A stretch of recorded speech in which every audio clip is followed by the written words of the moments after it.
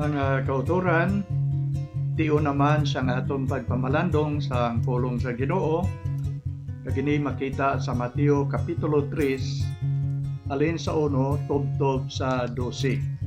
Pero ang aton pagahimuon sa aton nga pagtuon, amat-amat lamang naton pagabasahon ng bersikulo tubtob nga matapos ang aton nga oras sa pagpamalandong.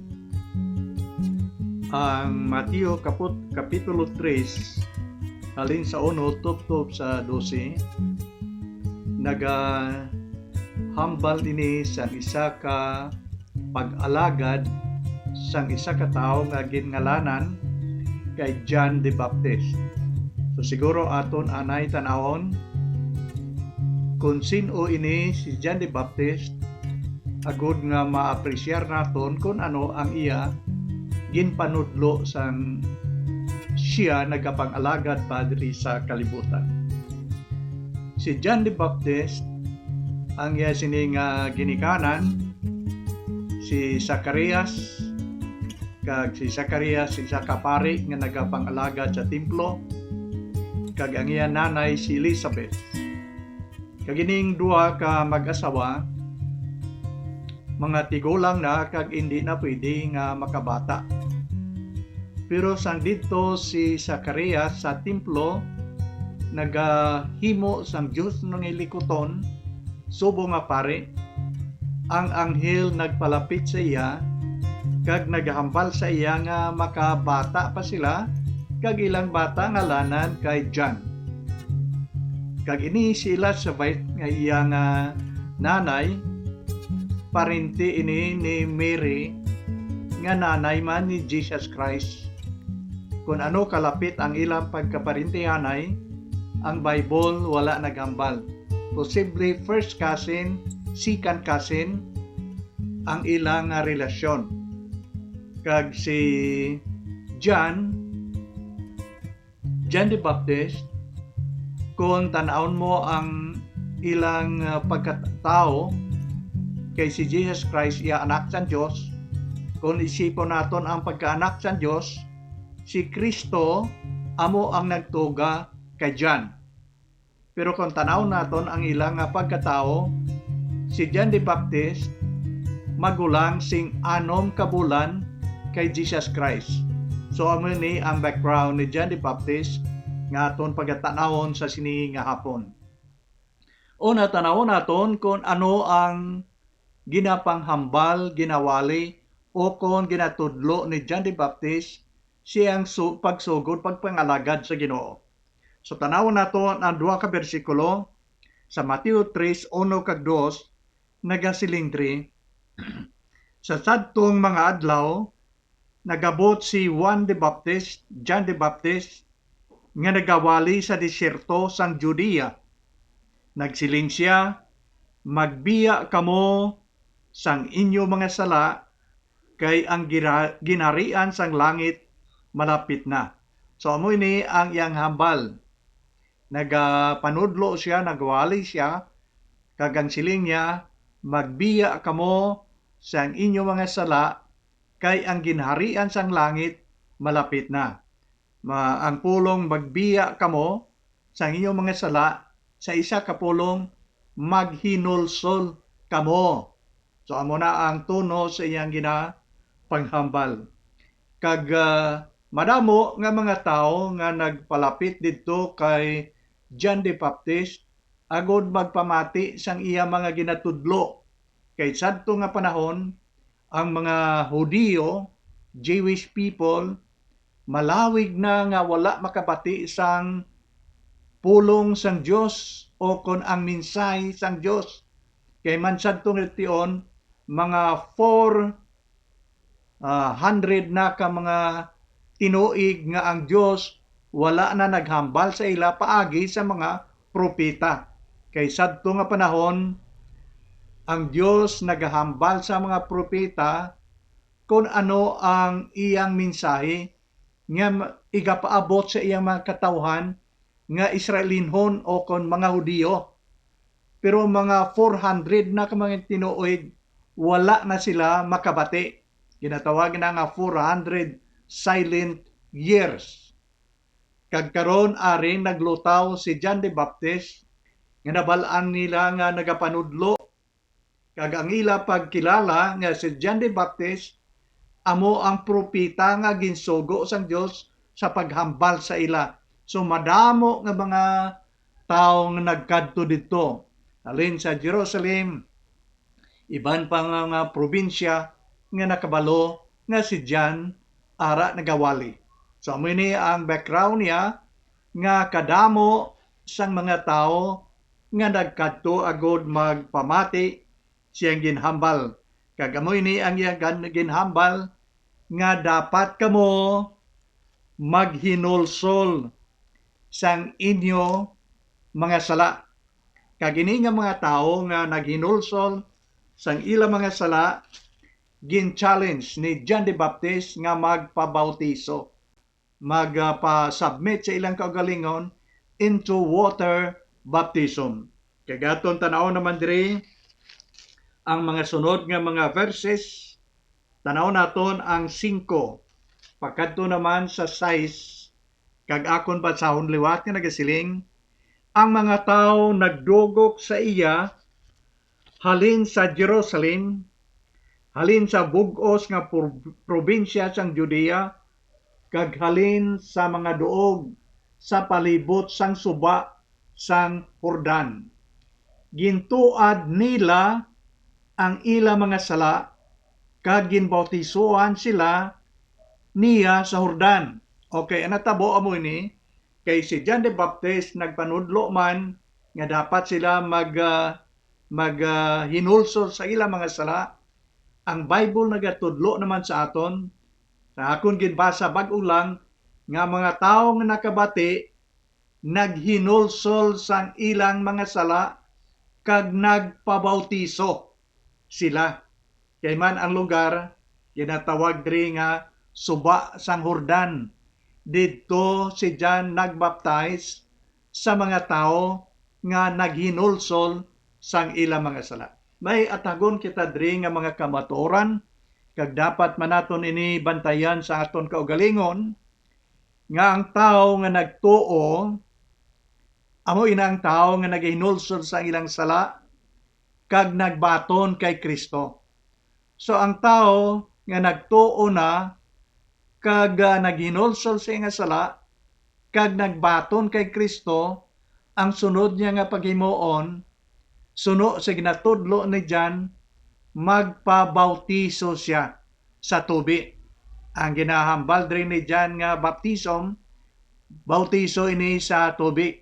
Mayara man niya nga bautiso sa Holy Spirit, pero ang ginahambal diri na John, amo ang pagpabaptize sa tubig. So akon liwat suliton para nga ang leksyon aton man mabaton sa aton kaugalingon, sala kung magsiling kita nga magpabaptize kag maghinulsol. Baliskad ang kay John iya, dapat nga maghinulsol anay siyang mga sala kag isa magpa-baptize. So meaning pasunod nga ginatudlo ni John sa ila, pero sadto nga tion may mga problema man si John. Kay sa kadamo nga mga taong nagkadto dito, may ara man niya nga interesado magpabautiso, pero wala nagahinulsol sa ila sala. Kagamo naman ini ang ginambal ni John sa ila. Basahon naton ang city pagkadto sa 8 o 9 nga nagasiling, sa pagkakita ni Juan nga madamo ang mga Fariseo kag mga Sadyuseo nga nagakadto sa iya sa pagpabautiso, nagsiling siya sa ila, mga kaliwat sang manog, sino bala ang nagasiling sa inyo nga makapalagyo kamo sa kaakig sang Dios nga madali na lang magabot? Pamatud-in ninyo sa inyo mga binuhatan nga nagahinulsol kamo sang inyo mga sala. Hindi kamo magsalig nga si Abraham amo ang inyo amay, kag magsiling, ako sa inyo nga ang Dios magahimo sining mga bato nga mga anak ni Abraham. So aton ini pamalandungan sing maayo, Kay may dua diri ka gimensionar ni John the Baptist, nga mga reliyosong mga tao, ginatawag niya nga mga Pariseo kag mga Sadyuseo. Sila nagkatuman kay John sa tinutuyo nga magpabautiso. Ang problema nakita ni John nga wala sila nagahinulsol sang ilang mga sala. Mapabautiso lang sila pero wala nagahinulsol sang ilang sala. So amo na ang problema nga nakita ni John. Kag ini nga mga tao, ilabi na ang mga Pariseo, hindi ang tanan nga Pariseo, pero ang kalabanan sang mga Pariseo nagahambal sa ilang kaugalingon nga sila ang mga tao nga pinakamatarong. Wala sila iya sala. Ang iban niyang mga tao, ilabi na ang mga hintil nga hindi Yahudiyo, ilang pamatyag nga makasasala. Sila iya nga mga Pariseo, mga reliyosong mga tao, wala sila iya sala. Kagamo ini ang ginahambal sang Bible sa aton, nga kung ang tao na gani magkilala nga wala siya sala, ina nga tao wala kinanglan maginulsol. Kay paano siya maginulsol nga nagahambal man siya nga way sala? Anong ilunsolan niya? Amo na ang ginasiling sa Bible nga ang tao nga wala sing balatian, wala nagamasakit, wala kakinahanglan doktor. Ang tao nga nagakilala nga wala siya sala, amo inang tao nga wala man nagkikinanglan manuluwas. Kay ti, way man siya sala. Kang kinanglan ka pa maginulsol, nga kinanglan ka pa manuluwas, kay way ka man sala. Amo ni ang problema sang Pariseo.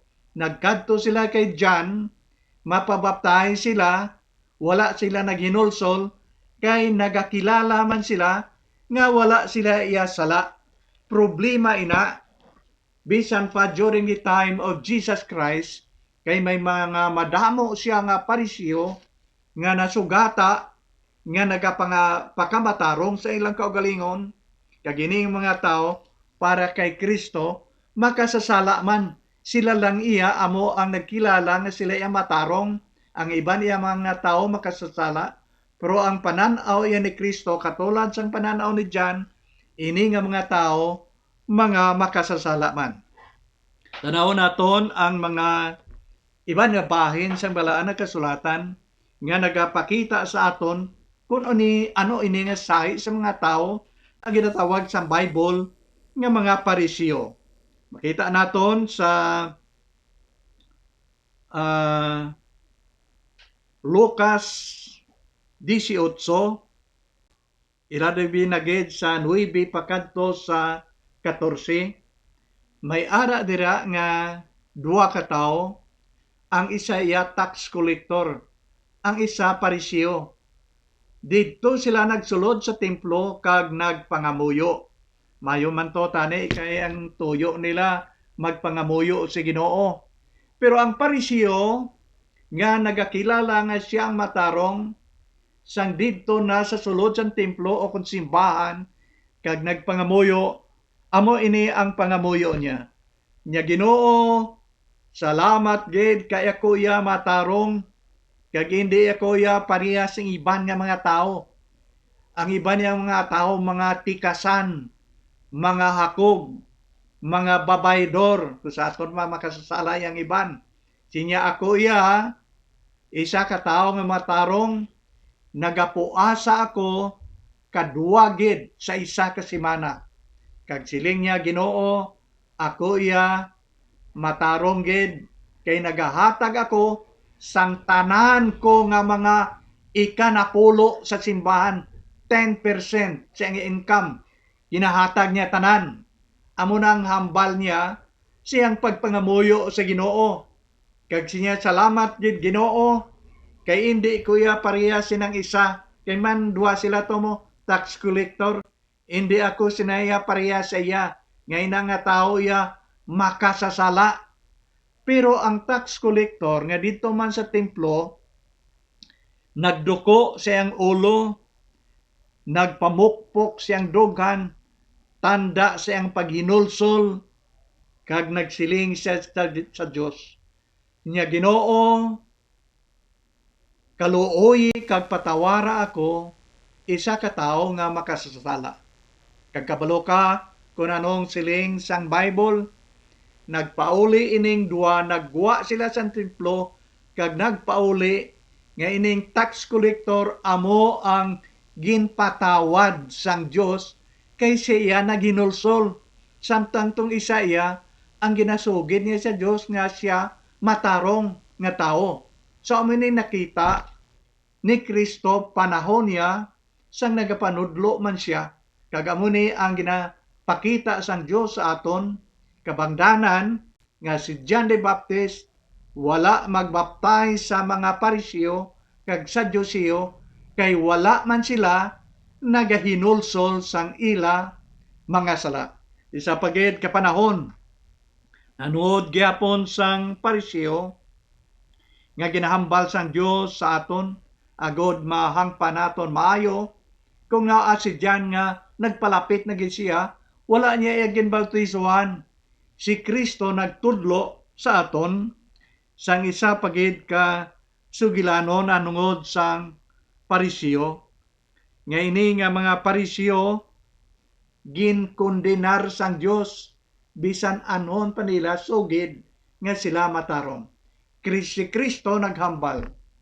Sinya makaluluoy kamo nga mga Pariseo. Katulad kamo sang baso kag pinggan nga ginhugasan sa guwa pero ang sa sulod mahigko wala nahugasan. Kag nagpadayon hambal si Kristo sa ila. Sinya makaluluoy kamo nga mga salimpapaw. Ara ang hinilonggo ginatawagin na hypocrite, salimpapaw sa hiligaynon. Nya kamo mga salimpapaw, katulad kamo sang pantyon, lulubngan bala, nga ginpaputi sang pinta sa guwa, pero ang sa sulod, dunot mga tulan nga babaho, amo nang plastada sang ilang kabuhi, nga sa guwa, tanaw nimo, daw Diyos nun man, pero sa sulod, lunsay mga malaot. So maayo lang sa gwa, kung pansyon pa, lapitahan ang sa gwa, pero ang sa sulod, mahigko. Kabangdanan, nga sang nagkadto sila kay John the Baptist para magpabaptize sa ila, si John wala magsugot, kay manakita ni John nga sila wala man naginulsol. Kag ang ila pang abilidad, kag pagkilala amo ini, nga sila iya palangga sang Dios ikumparar sa iban, kay mga kaliwat sila iya ni Abraham. Totoo gid man na ang mga Hudiyo, Israelinon, kaliwat sila ni Abraham. Si Abraham amo ang founder sang Jewish nga pungsod. So kaliwat gid sila ni Abraham. Pero ang sala nila, amo ini, nga tungod kay kaliwat sila ni Abraham, Diyos nun ang ilang lolo, matarong naman sila katulad kay Abraham. Hindi amo ina ang ginatudlo sang Bible sa aton. Bisan pa si lolo mo, Diyos nun, bisan pa si tatay mo, Diyos nun, wala nga kahulugan nga ang ilang kaluwasan, imo man na panubli. Kung kaluwasan ng paghambalan, dapat ang kada isa magtuo. Kag ang genuine nga pagtuo, inupdan sang paghinulsol kag pagbaton kay Kristo. Kada gid isa, wala sa kupay, wala kahulugan nga kung apo ka ni Abraham, luwas ka na. Wala kahulugan nga kung Diyos no na aton lolo, hasta kita matarong kag naluwas man. Ina amo ang dapat nga tadlungon naton, kay ginapabugal ina nila, nga way naman sila kinanglan maginulson, kay kaliwat man sila ni Abraham, ang lolon lang nga amigo sang Dios, tao nga matinumanon, tao nga puno sa pagtuo, kag they were thinking nga ang pagka-Dios noon ni Abraham, ara na naog man, kag napanubli nila. So si John, Wala nagbautiso sa mga tao nga wala nagahinulsol sang ila mga sala. Kagunaton ini nga padayonon ang paghinulsol o kung pagbiya sang aton sala, tama gid ini kaimportante. Kay kung nimo nga tun-an ang Bible halin sa Old Testament pagkadto sa katapusan nga panid sang New Testament, ginatudlo nga ang tao dapat maghinulsol sang ila kag aton mga sala kay amo lamang ini ang kondisyon, wala na sing iban. Amo lamang ini ang kondisyon agod mapatawad ang aton mga sala. Ang Dios sarang makapatawad sang tanan naton nga mga kalapasan.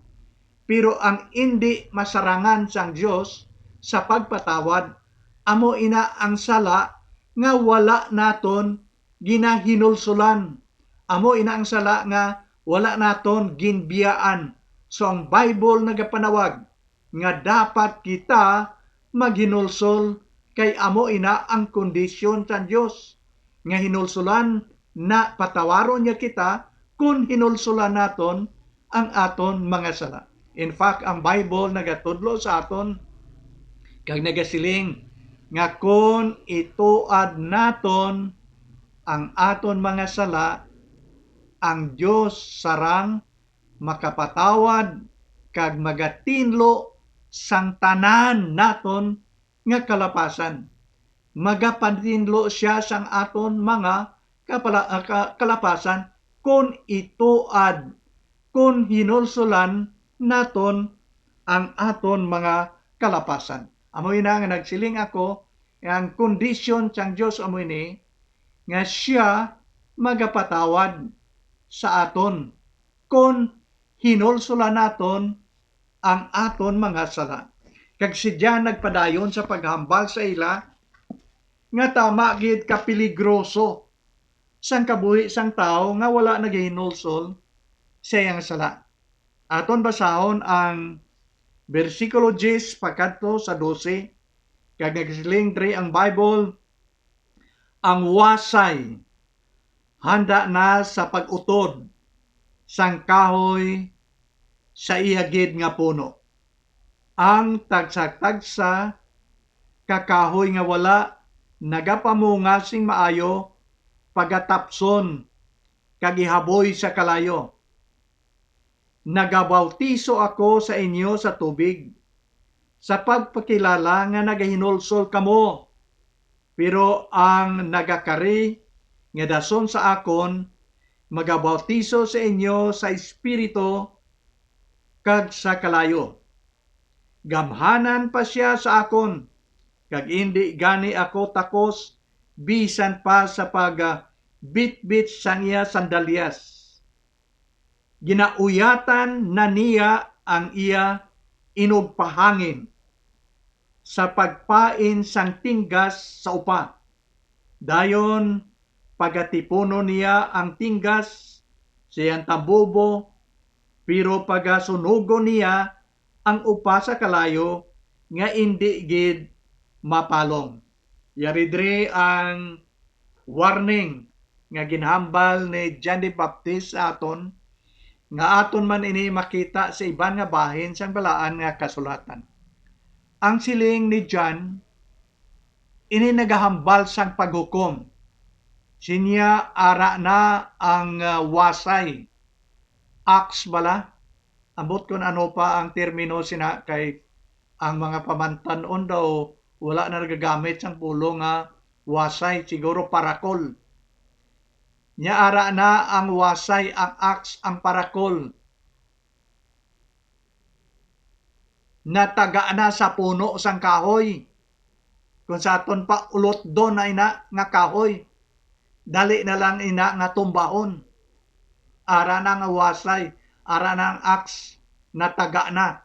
Nagahambal ini sang paghukom. Kung aton ini insindiyon sang mayo, nagahambal si John, okay, hindi ka mo makalikaw sang paghukom, ara na, nataga na sa puno sang tao, nga wala nagahinulsol. Katulad siya sang kahoy, dako nga kahoy, nagatindog, pero ulot do na. Kay kung naton ay tanahon sa interpretahon naton ini nga mga dinalan, ang tao gali nga wala na naginulsol, hukman na sang Dios. Nagapaabot na lang sang husto nga panahon, nagakapot na ang Dios ang parakol ara na, kag ang husto nga panahon magaabot, ina nga kahoy tumbahon na. Nagahambal sang ginatawag nga paghukom sang Dios nga hindi naton malikawan. Kag nagpadayon si Jan sa paghambal, naghambal siya sang kahoy nga dali na lang tumbahon, pero naghambal pa gid siya nga katulad ang tao nga wala naginulsol sang humay, ang humay sa uma, ginapahanginan ina siya para mapalid ang upa, kag ang tinggas iya mabilin. Siling sinidyan, ang tinggas nga humay ibutang sa budiga. Pero ang upa nga ginpalid sang hangin, sunugon. Amo ina ang dagway, nga ginlaragway sang Dios. Ang tinggas diri amo ina ang mga tao nga nagtuo, naghinulsol, kag nagbaton kay Kristo. Diin siya ibutang sa budiga. Diin ang budiga ginaaman sa Dios ang langit. Nag-aman siya sang langit sa mga tao nga nagtuo kag nagbaton sa iyang bugto nga nakabangdanan nga si Kristo. Naghambal niya, salig lang kamo sa akon, salig lang kamo sa akon amay, sa balay sang akon amay may madamong hulot. Kung hindi ini matuod, hindi ako maghambal sini sa inyo. Magaman ako sang hulot sa balay sang akon amay, kag magabalik ako liwat, kuhaon akon kamo, agod nga kung diin ako, didto man kamo. Kung imo ini tanahon dire, ini nga mga tao amo ni ginhambal sang Bible ni John the Baptist nga mga humay nga tinggas. Ano yang siling niya sa mga upa? Siling niya ang mga upa iya sunugon.